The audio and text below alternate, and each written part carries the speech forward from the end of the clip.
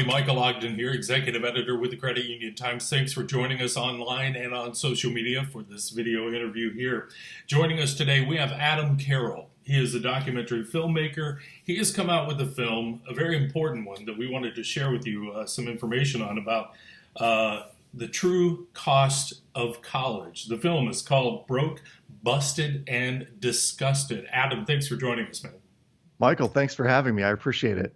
Of course. Now let's get right into it. Why did you make this documentary? And tell us a little bit about the film. You know, the backdrop of the film and how it came about goes back about 10 years. I've been doing programming on college campuses for the better part of a decade. Mm-hmm. And when I started delivering programs on campus all around financial literacy, it was based on a book called Winning the Money Game, which I co-authored with a friend about 10 years ago. And when we started talking on college campuses, the amount of student debt averaged around $15,000 or $20,000, maybe $25,000 on the higher end. And as years progressed, the numbers that I heard from students climbed from 20 to 30 to 50 to 70. I met students who had borrowed $100,000 to get their undergraduate degree. And over time, I just kept thinking, this has to change. And as a result, had a great conversation with a friend about I wanted to write a book or tell the story of some of these students. And he said, this would make a killer documentary. We should do that. So we plowed forward. So, in this particular documentary, again, Broke, Busted, and Disgusted, you interviewed college students pretty much all over the place. Tell us a bit about that experience. Where did you go? Who did you look for? Who did you talk to? Sure. We really combed the country and looking for schools and students that were interested and willing to share their story. Mm-hmm. Some of the most interesting ones, we had schools in Wisconsin, we had schools in Iowa, we had schools in Colorado, we had some students from Texas on the film. So when we interviewed those students, what we found was that the majority of them, and I don't say that loosely, it was the majority of them, had no clue how much they had borrowed in total. Yes. So when we said, hey, we have a little whiteboard that we gave them all and said, write down your number, how much you've borrowed. And the lion's share of them had question marks. They had no idea how much they'd borrowed to date. That is scary. It was very scary. And then we asked them, so let's just assume that you come out with an average of 50 or 60,000. Mm-hmm. It's at 6.8% interest. You have a 10-year payoff. How much will your payment be? And they gave this deer in the headlight look because they had Sure. no clue how much their payments were going to be. Sure. Their guesses range from $100 a month to $1,200 a month. And the average answer, or the actual answer for $60,000 in debt is $660 a month, to which most students had a look of panic in their eyes when we told them. That makes me feel a bit panicked. Yeah. I want to bring up a quote, kind of when the film starts. This is one particular quote that stood out to me in the film. The quote is, once known as the ticket to the middle class and a place to find yourself, college has become a place where all but the savviest of students lose their dreams to a lifetime of debt. It's pretty heavy. It's heavy. And we took it that way for one main reason, Michael. We feel like there's a conversation that's not being had around the kitchen table, and it's not being had in high schools across the country. And that conversation is just going to find yourself, to figure out what you're going to do. And there's some interviews in the film where we talk to incoming freshmen and say, hey, what is college? Or what are you looking forward to? And they'll say, I want a great social experience. I kind of want to get a good education and figure out what I want to do with my life. The reality is, if you went into a bank and said, I'd like to start a business, I need $100,000 to do it. Let's take this and make it more applicable. You go into a credit union, your local credit union as a member, and say, I have a business idea. I want to start this business. I need $100,000 to do it. Mm-hmm. And they say, well, give us your business plan. And your response is, I'm not really sure what the business does yet. I'm going to investigate that for a good 2, 3, maybe 4 years before I can actually tell you what it does. While drinking. While drinking. Yeah.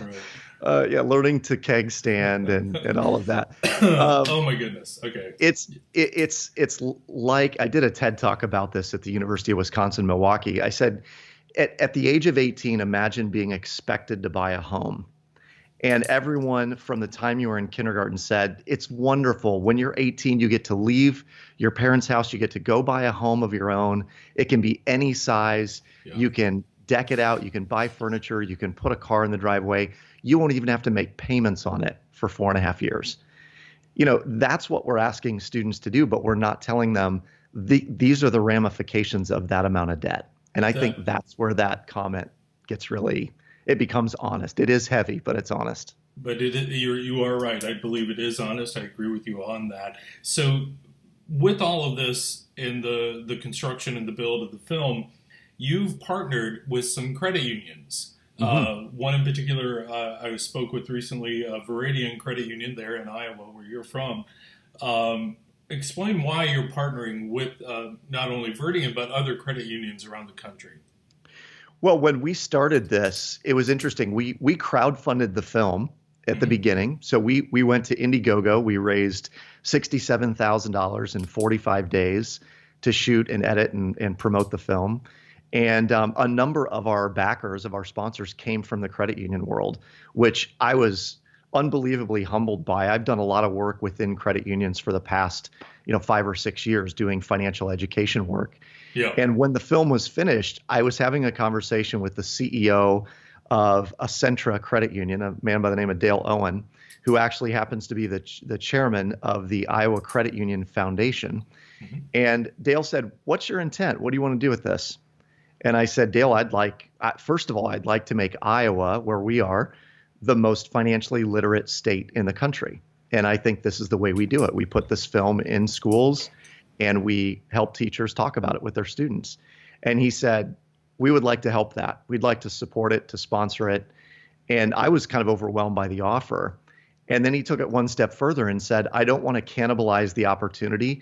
I'd like to open this up to all credit unions across the state." And in 2016, what happened, Michael, was at least 25 to 30 credit unions banded together and said, "We will support this film in high schools." And they paid what's basically an educational license for the high schools to have the film and show it. Mm-hmm. And Veridian stepped up and said, "We'd like to take it one step further if we can, and we want to make it available to all members." So they ended up licensing the film on their site, and they have a special portal off the Veridian website where members can go and either stream or download the film for free. And we're looking for other credit unions to do the same, because our goal is to have this available and accessible to millions and millions of Americans. Yeah, and I'll share this when we share out this video. I'll have the links not only to BrokeBustedDisgusted.com, but also VeridianCU.org/BBD. That's where you can find this documentary and take a look at it. It's well worth your time. So I want to talk about really quick some of the biggest takeaways that you had personally. You went in with the business plan, you went in with the mission, and then it finished. And by that point, I want to see what you learned. Tell me about some of the things that you came away with from making this film that maybe shocked the heck out of you. Well, interestingly, so I'll go two different avenues here. One is the process of making a documentary is fascinating because you have an idea of the narrative in mind, and then people begin in the interviews sharing all of their nuggets, and then you have to sort of piecemeal their commentary into your narrative, and it does shift the narrative a little bit. So our narrative shifted a little bit as we did it.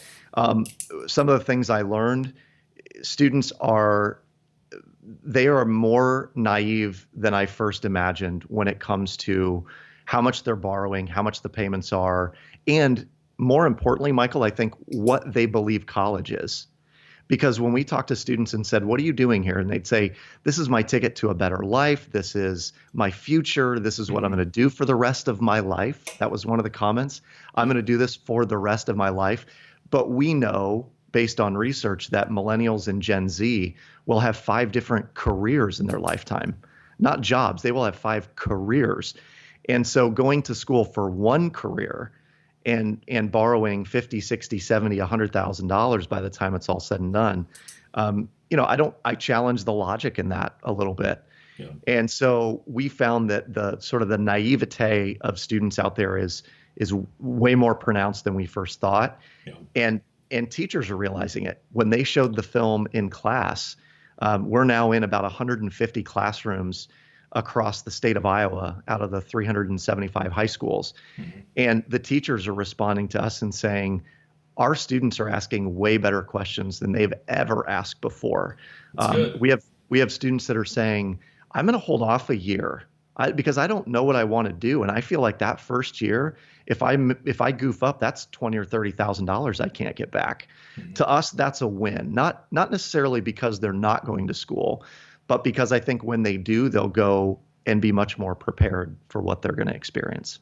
There's definitely a disconnect between the expectations of colleges and financing your efforts there in college again, and that's just an education system breakdown that's happened over the years. With the cost of living creeping up here compared to the cost of college going up and up, it's not jiving at all, and in fact, that amount is growing. Exactly. So, what needs to happen now that you've put this film together? Again, broke, busted, and disgusted. But what needs to happen to solve this student loan debt crisis that we're having? Well, I think if I could wave a magic wand, right? There are lots of things that should happen. Number one, I think that we have a blanket guarantee of student loans. Federal student loans have a blanket guarantee, no matter if you are a French literature major or you're an engineering major.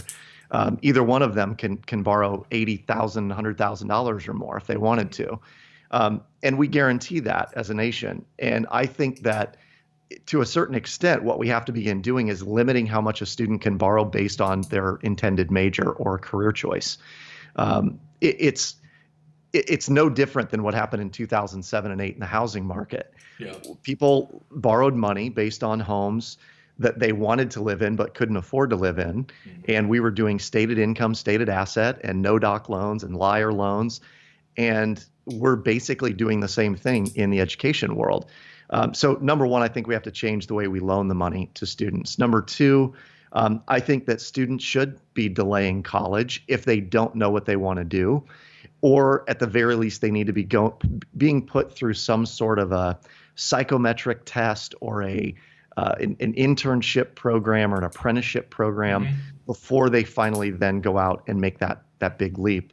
I have a good friend who she just started school not too long ago, said she wanted to be a pediatrician, is in her very first semester of college, and is freaking out at the level of difficulty of chemistry and eventually biochem. And she said, I think I like the idea of it. I didn't realize what I was getting into. Yeah. And she said, I think what I want to do is work with kids. I want to be a teacher is what I want to do. So we need to expose more students to those kinds of things. Yeah. Couple more real quick. And then I'm sure you have a question for me. No, go right ahead. I think financial education is woefully lacking in our country. And I applaud and appreciate all credit unions who have made this a part of their culture and a part of their mission. Yeah. Part of the reason that I partnered with credit unions was I believe in the mission of credit unions and people helping people and the philosophy that they've been built on.